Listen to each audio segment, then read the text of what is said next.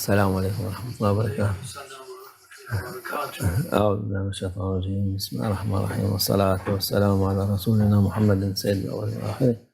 مدد يا رسول الله، مدد يا سادات أصحاب رسول الله، مدد يا مشايخ دستور ما شاء الله في عز وسلم وإن شاء الله محمد عليه، مدد طريقاتنا الصحبة والخير في الجمعية.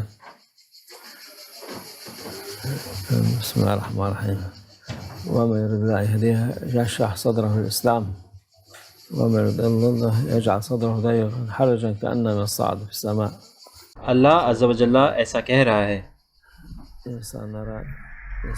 جب اللہ عز و جل کسی کو ہدایت دینا چاہتا ہے تو وہ اس کا دل اسلام کی طرف موڑ دیتا ہے،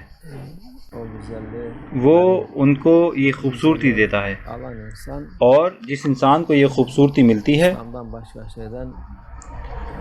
اسے کسی اور چیز سے لگاؤ نہیں رہتا اسلام کے علاوہ۔ یہ ایک بڑا احسان ہے اللہ کا۔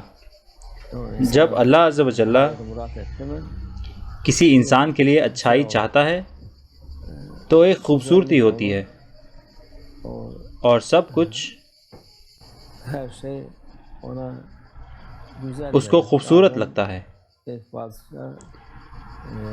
کئی دفعہ شروعات میں کچھ بھائی کہتے ہیں کہ جب ہم طریقہ میں داخل ہوئے تھے تو ہمیں زیادہ مزہ آتا تھا، ہم زیادہ عبادت کرتے تھے اور زیادہ فیض پاتے تھے۔ ابھی ایسا نہیں ہے جیسے کہ پہلے تھا۔ تو یہ اس لیے ہے کہ جب اللہ عز و جل انسان کو پہلی دفعہ یہ خوبصورتی دیتا ہے تو وہ اپنی پرانی کیفیت چھوڑ دیتا ہے، اور پھر جب وہ اس کا عادی ہو جاتا ہے تو پھر اس کو اس کی ضرورت نہیں ہوتی۔ یہ ہر وقت نہیں دیا جاتا کیونکہ یہ امتحان کی دنیا ہے۔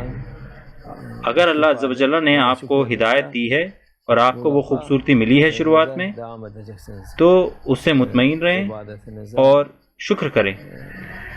آپ اپنی عبادت جاری رکھیں، آپ اپنی عبادت چھوڑیں نہیں تو اگر یہ ہمیشہ ہی رہتی،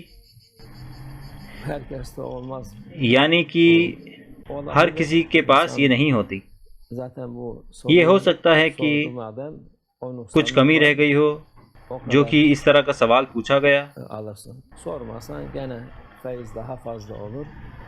آپ کے پاس اتنا ہے جتنا آپ کے لیے مناسب ہے، اگر آپ نہیں مانگتے تو اور بھی زیادہ فیض ملے گا، لیکن جب آپ مانگتے ہیں تو فیض کم ہو جاتا ہے۔ آپ پہلے سے ہی صحیح راستے پر ہیں، آپ اس کی اطاعت کرتے ہیں، اس پر ثابت قدم رہیں اور پیچھے نہ دیکھیں، اللہ کا شکر ادا کریں، یہ نہ کہیں کہ یہ عبادت وہ عبادت، بس جتنا آپ کر سکتے ہیں اس سے کم نہ کریں، جتنا آپ کر رہے ہیں اس سے کم نہ کریں، اس کو جاری رکھیں۔ یہ اللہ عز و جل کا احسان ہے اور اس کی خوبصورتی ہے آپ کے لیے۔ اور جب اللہ کسی کے لیے اچھائی نہیں چاہتا تو وہ ان کے دلوں کو بند کر دیتا ہے اس طرح کی مجلس میں، تو ان کو محسوس نہیں ہوتا، ان کو آنا اچھا نہیں لگتا، وہ بھاگنا چاہتے ہیں۔ اور یہ اللہ کی ایک تجلی ہے۔ اللہ ہماری حفاظت فرمائے۔